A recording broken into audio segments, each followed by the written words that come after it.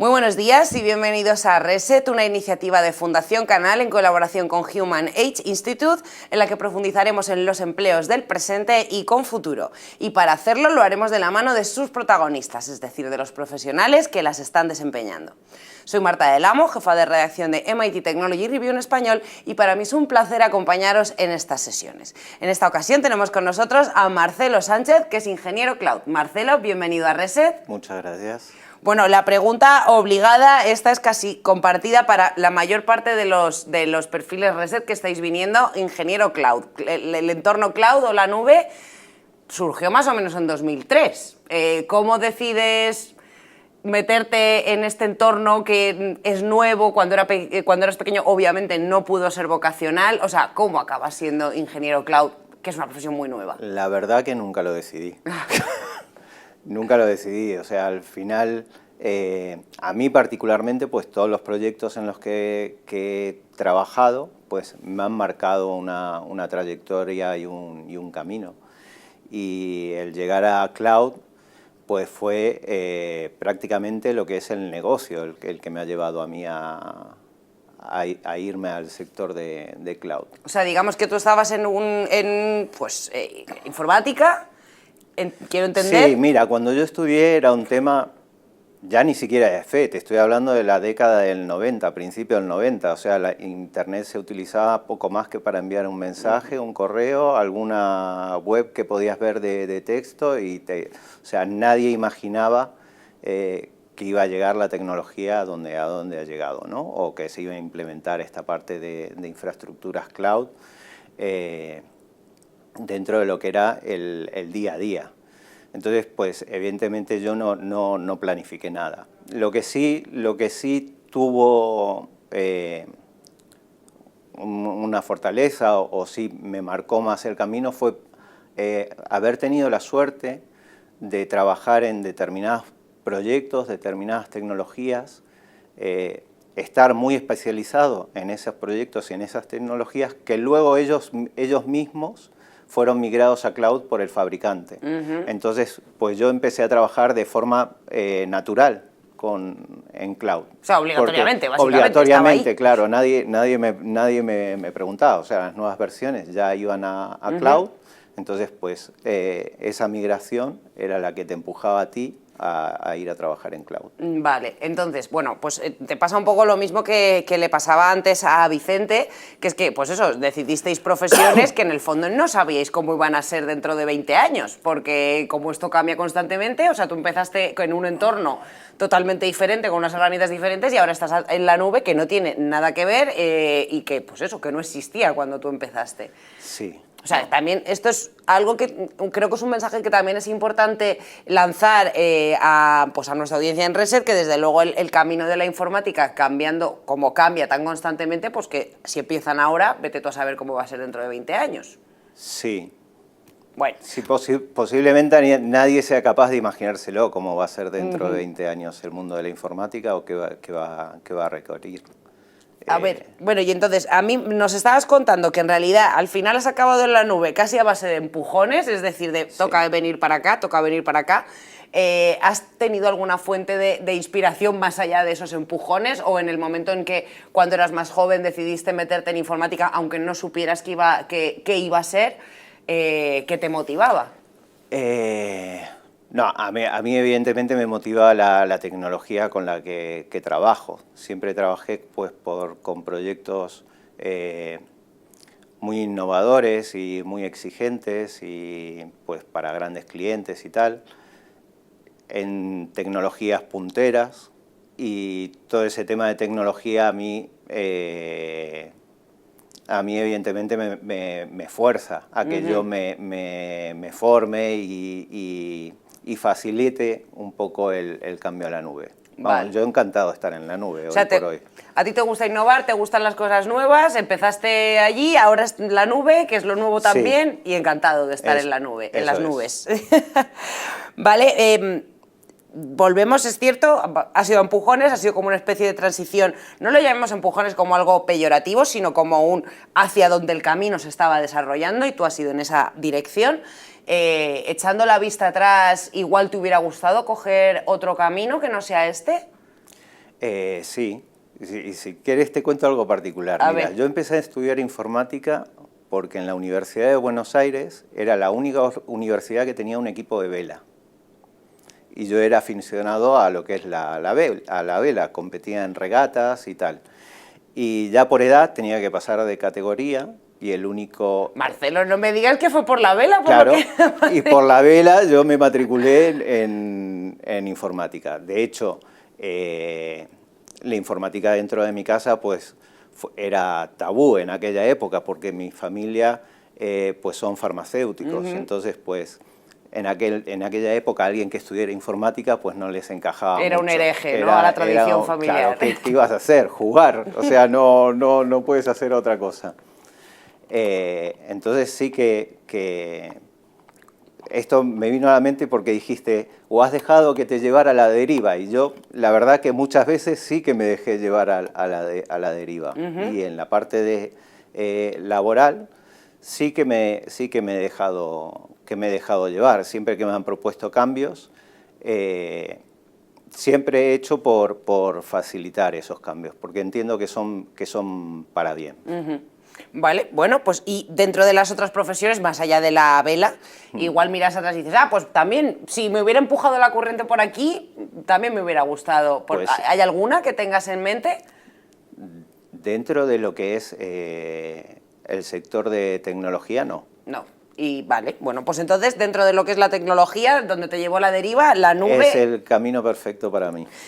¿Qué retos, más allá de la herejía que puso suponer para tu familia que no tiraras por farma, qué otros retos has tenido pues, a la hora de ir aprendiendo en esta corriente que te ha ido llevando, los baches, cuáles han sido? Bueno, retos tuve muchísimos. El primero, yo soy argentino, entonces el primero es venir a trabajar a España. El primero fue Eso entiendo que por oferta y por demanda, básicamente. Sí, por las oportunidades. Vine por oportunidad, ya venía contratado de Argentina, pero evidentemente para mí era un sitio nuevo, con un sector nuevo, una forma de trabajar totalmente diferente, aunque sí que somos muy cercanos en muchas cosas, pero después en la forma de trabajar pues es totalmente diferente. El mercado es totalmente distinto, no tiene nada que ver.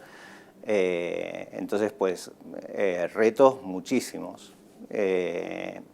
También empecé como autónomo cuando llegué, porque venía subcontratado. Entonces, pues a eso había que sumarle pues toda la incertidumbre de ser autónomo, autónomo aquí, España, ¿no? sí. En España.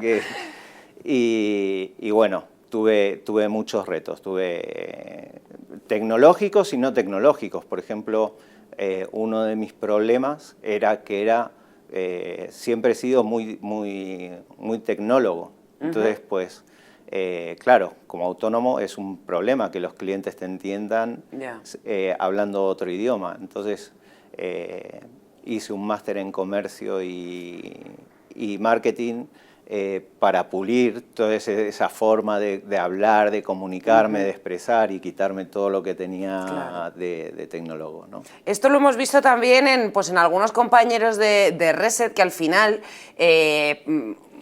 obviamente cada uno a medida que va avanzando profesionalmente puede elegir si se queda siempre en la parte más técnica o asciende a una parte más de liderazgo y gestión. Sí. En tu caso, obligatoriamente tenías que hacerlo porque eras tu propio jefe, pero lo que sí que estamos viendo es que ya seas pues, tu caso que tú eras tu propio jefe y tenías que lidiar con estas cosas, o en el caso de las personas que quieren ascender jerárquicamente, estas habilidades blandas, por decirlo de alguna manera, también son importantes. Son importantes, sí.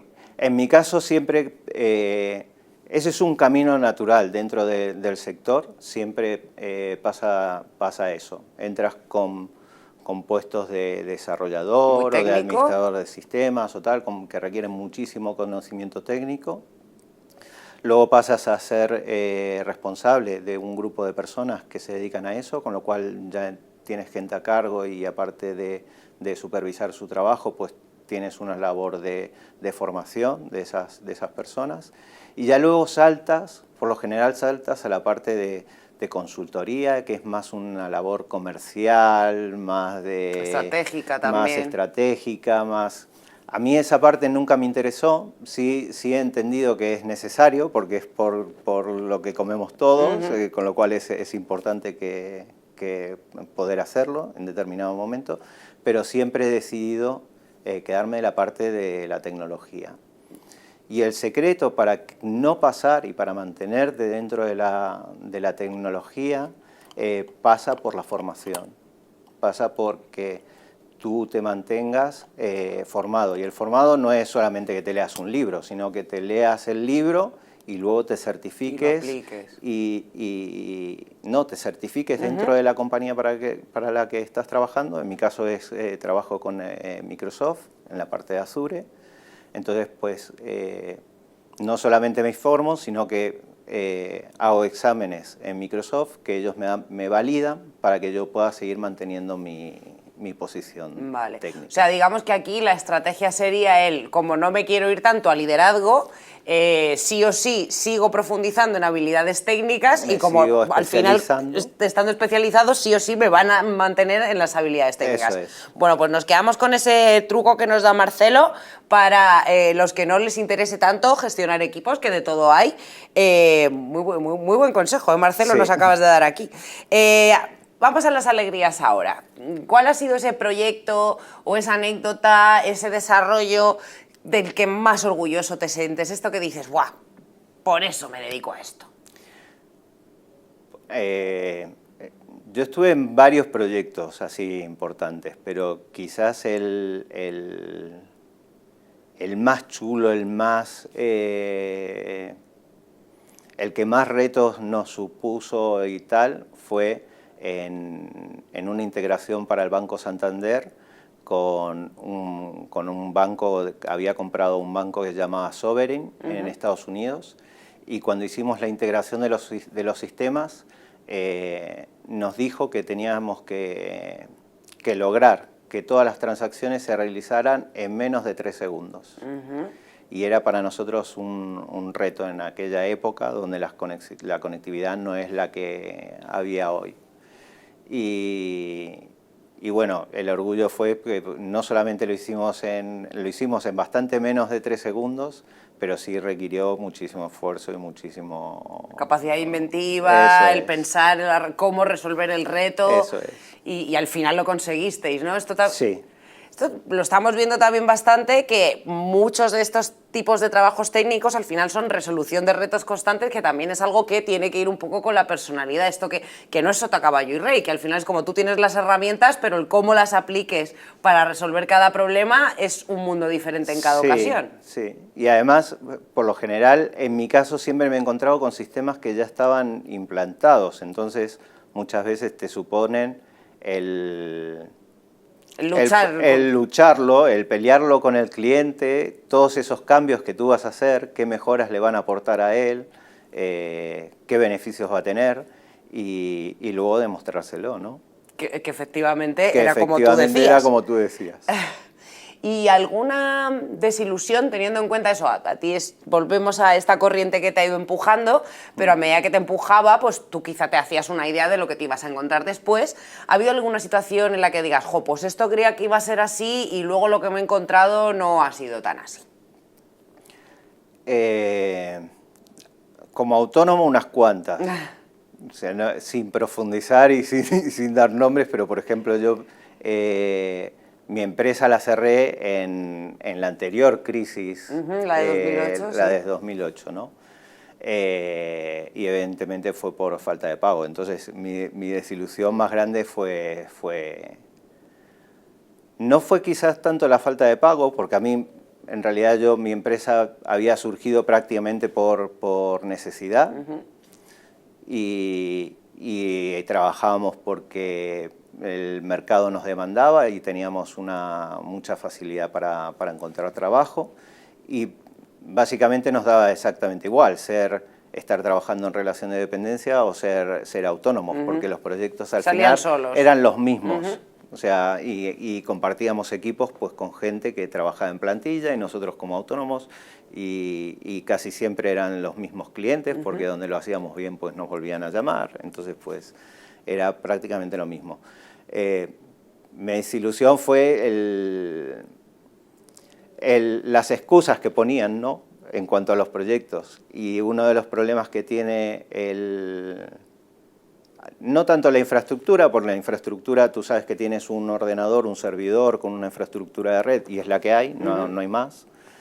Pero sí cuando es el software, como programas, ¿no?, como sistemas, cuando te requieren a ti un sistema, es tan heterogéneo, ¿sabes? Sí. Donde yo te digo hoy, mañana puedo decir, no, quiero en vez de una pantalla, pues quiero 5 pantallas y no me lo has hecho bien y no te pago. Entonces, pues la desilusión era esa, eran las excusas que se pusieron en ese momento. Bueno, ¿no? momentos de crisis. Pero sí, momentos de crisis, pues obviamente, supongo que a todos nos claro, ha pasado. Una encrucijada, o sea, momentos duros, desde luego. Y lo que es de la profesión en sí misma, más allá de esta parte autónoma, de autónomo tuyo, lo que es el trabajo técnico, ¿ha habido algo que te imaginaras de otra manera? No, la verdad que no. Bueno, pues nada.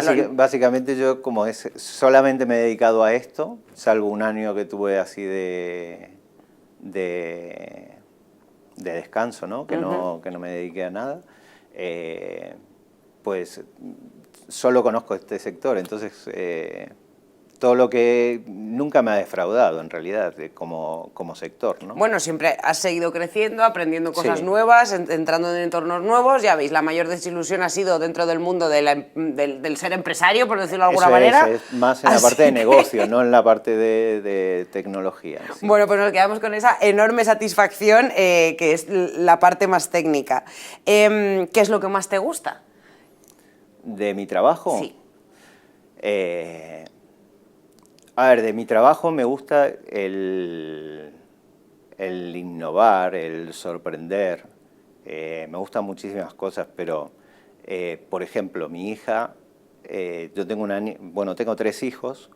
La más pequeña tiene 12 años y hoy casualmente presentaba un proyecto hecho con Arduino. Yo no sé si sabes qué es Arduino, es un componente que te permite pues crear proyectos, ¿no? Y a ella en realidad para trabajo le pidieron pues un trabajo que presentara un circuito. Y como nosotros en tiempo libre, pues en todo esto de la pandemia, pues nos hemos dedicado a hacer proyectos con los niños de Arduino y tal, para que no se aburran, pues presentó eso. Entonces, pues esa capacidad de sorprender a los demás con tecnología a mí me motiva, y más a mis hijos, ¿no? O sea, claro, esto nos lo contaba también Vicente. El ser el creador, ¿no? El poder hacer algo tuyo. El poder crear cosas, y que sean cosas prácticamente únicas, ¿sabes? Que las haces tú, o sea, no hay... Bueno, pues volvemos a lo mismo, ¿no? Este mago, porque lo llamamos como trucos, porque el querer entender qué es lo que hay detrás y hacerlo tú mismo y tener algo que... Bueno, hecho con tus manos, tecleando, pero con tu cerebro, o sea, un producto tuyo. Eso es. Bueno, ya nos has contado que en esta profesión, obviamente, que es tan cambiante, hay que estar aprendiendo constantemente, pero ¿hay algo en concreto que digas, bueno, pues debería ahora mismo, mi prioridad formativa debería ser esta?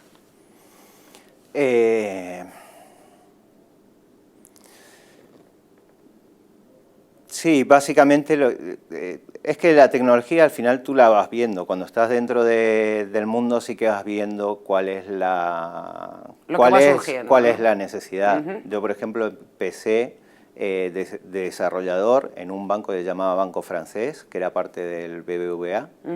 Y uno de los grandes problemas que tenía banca en ese momento era la integración de datos. Por ejemplo, había datos en Argentina que se tenían que transferir a España y la parte de integración era un problema, no sabían cómo hacerlo.